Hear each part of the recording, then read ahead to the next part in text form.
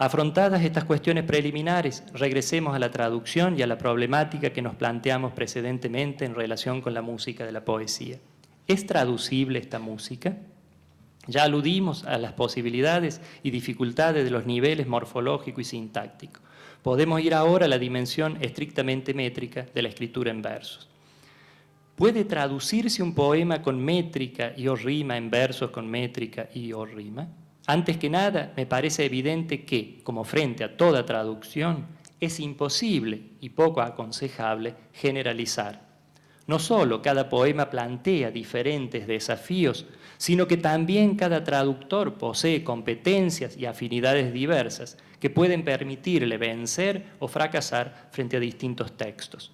Alfonso Berardinelli ha señalado esta condición de las traducciones literarias con su habitual perspicacia y sentido común.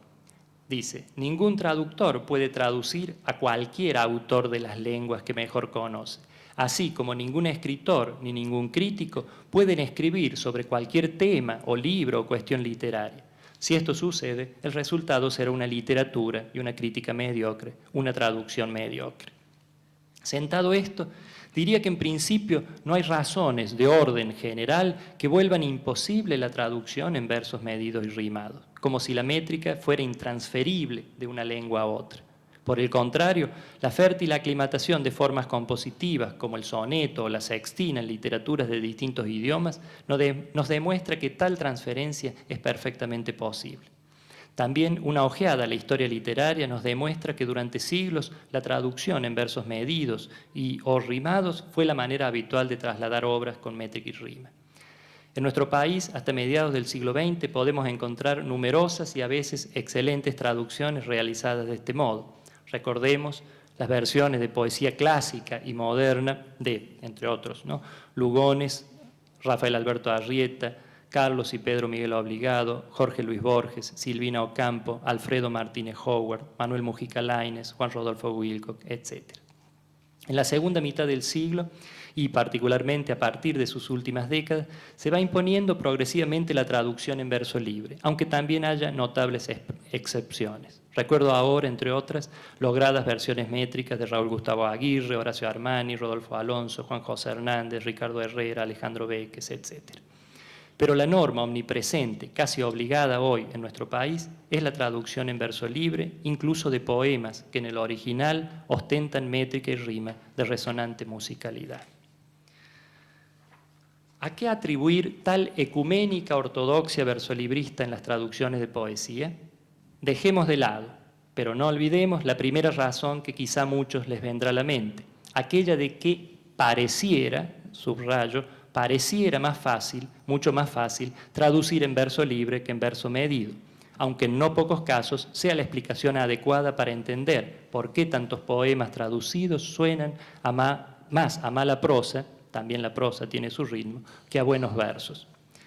En realidad, traducir en versos libres es aún más difícil que hacerlo en formas métricas, si se quiere que el poema no recuerde a cada paso que solo es una traducción.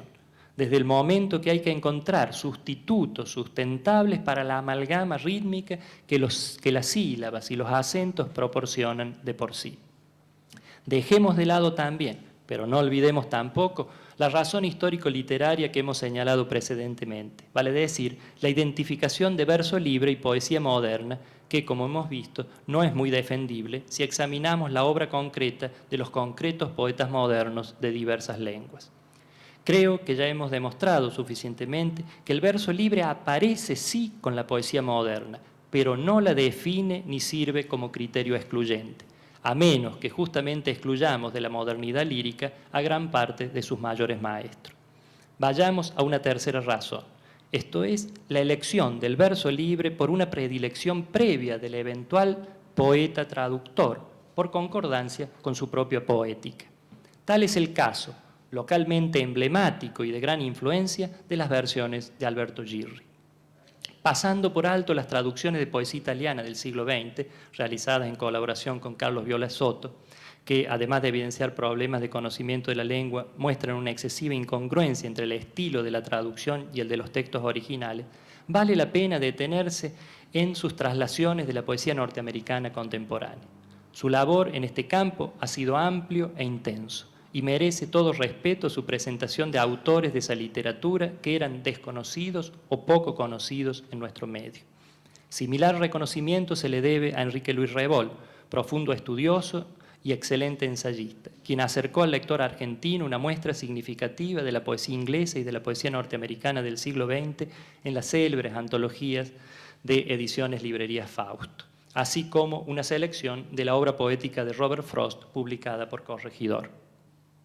Puede decirse que, en gran medida, la imagen de la poesía moderna en lengua inglesa fue conformada en nuestro país en las últimas décadas del siglo pasado por las traducciones de Girri y de Rebol. Ambos traductores optaron decididamente por el verso libre y por la literalidad.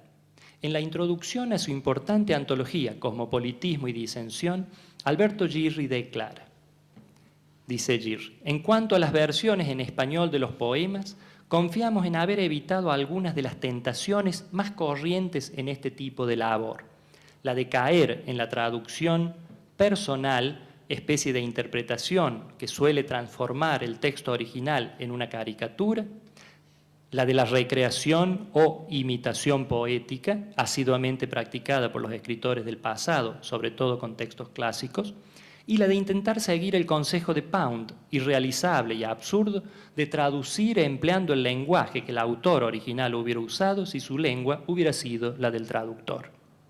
Sin exagerar lo literal, termina Girri, pero tampoco evitándolo sistemáticamente, hemos buscado la solución menos brillante, aunque quizás la más honesta. Dar una aproximación al pensamiento poético de cada autor, su tipo de lenguaje e imágenes, lo mismo que algunas modalidades en la estructura de los poemas, a pesar de que los resultados corran el riesgo de ser calificados de impersonales y aún de sombras de las composiciones traducidas. Hasta allí la cita de Girri. Desconozco la razón por la cual Girri juzga irrealizable y absurdo el consejo de Pound. Puede quizá no coincidirse con la sugerencia del autor de los cantos a su traductor italiano Carlo Izzo, pero hay que convenir en que no es irrealizable, desde el momento que no pocas traducciones lo han puesto en práctica, en no pocos casos con buenos resultados, y menos aún absurdo. Por ejemplo, como recordábamos anteriormente, Robert Lowell, un poeta admirado y traducido por Girri, lo adoptó para sus versiones de poesía en otras lenguas e incluso lo defendió casi con los mismos términos de Pound. En cuanto a las dos primeras categorías que Girri denomina tentaciones del traductor, confieso que no se ve muy claramente en qué consiste la diferencia entre una y otra. La traducción personal suele definirse justamente como imitación. Tampoco se distingue con nitidez en qué categoría deberíamos incluir a las traducciones que, además de dar una aproximación al pensamiento poético de cada autor, a su tipo de lenguaje e imágenes, intentan ofrecer asimismo una aproximación a la dimensión musical de los poemas traducidos. Esta preocupación parece completamente ajena a Girri, quien no la toma en cuenta ni siquiera para decir que no ha podido o no ha querido tomarla en cuenta. Lo llamativo del caso es que, en un rápido repaso de los autores y los textos incluidos en Cosmopolitismo y Disensión, comprobamos que la mitad de los poetas seleccionados sí han tenido muy en cuenta tal dimensión para escribir sus poemas, en los cuales la métrica y la rima tienen una evidente importancia. Y llama todavía más la atención el descuido de este aspecto que, a juzgar por su recurrencia, no ha sido un factor menor o indiferente en la composición de sus obras, el hecho de que son algunos de los poetas con quienes el traductor muestra mayor simpatía en las notas que anteceden a sus versiones, tales como Roethke, Bishop, Berryman, Lowell, Nemerov, Wilbur, Horan, Logan, Wright, etc. Por el contrario, se advierte una marcada antipatía hacia un poeta experimental como Olson, así como hacia los poetas informales de la Beat Generation, como puede comprobarse en la introducción y en las notas a Ginsberg o Ferlinghetti. El hecho de que el traductor traslade los variados registros musicales de los textos, y conste que nos ceñimos a cotejar a aquellos que Girri mismo ha seleccionado, a un único diapasón versolibrista, confiere a la antología una uniformidad estética que no condice con la diversidad tonal que ostentan los poemas originales que se leen en la página del frente. Algo similar ocurre con las antologías de Enrique Luis Rebol, con el agravante de que nuestro admirado ensayista cordobés poseía una precisión verbal inferior a la de Girri. Las traducciones que Revol presenta en su selección de Robert Frost son un ejemplo flagrante de cuánto puede desfigurar el sentido poético total de una escritura justamente como la de Frost, de una modernidad voluntariamente clásica, la programática desconsideración hacia la musicalidad de esa obra.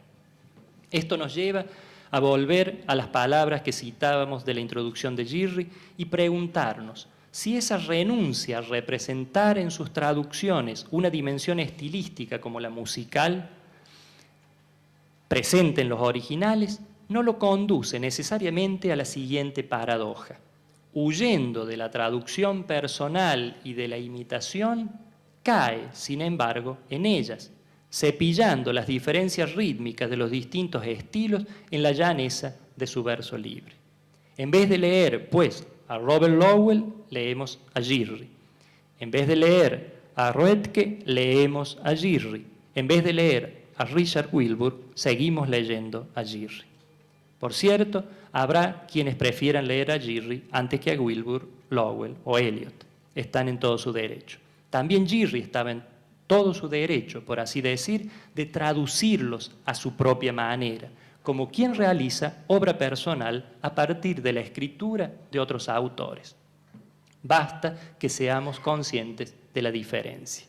Para concluir, está claro que todo traductor deja en su versión sus huellas, como cualquier otro criminal.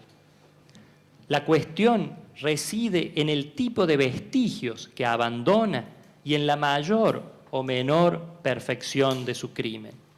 Volvemos al punto de partida, la profanación de los muertos y el diálogo chamánico. Entiendo que, en cuanto a lo primero, o sea, los vestigios, la meta debería ser que las huellas del asesino lleguen a confundirse con las de la víctima. Si el Oxiso amaba el verso libre, tratemos de traducirlo en un buen verso libre.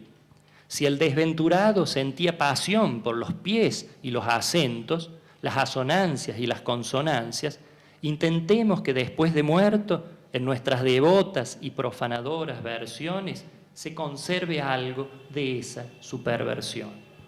Y con respecto a lo segundo, o sea, la perfección, se me ocurre que la perfección del crimen ha de ser que el difunto, para quienes lo lean, les parezca vivo. Para eso, que es lo único que en definitiva cuenta, por supuesto, no es posible consultar ningún manual del perfecto asesino. Cada cual tendrá que vérselas sílaba a sílaba, aliento tras aliento, con sus propias fuerzas. Gracias, eso es todo.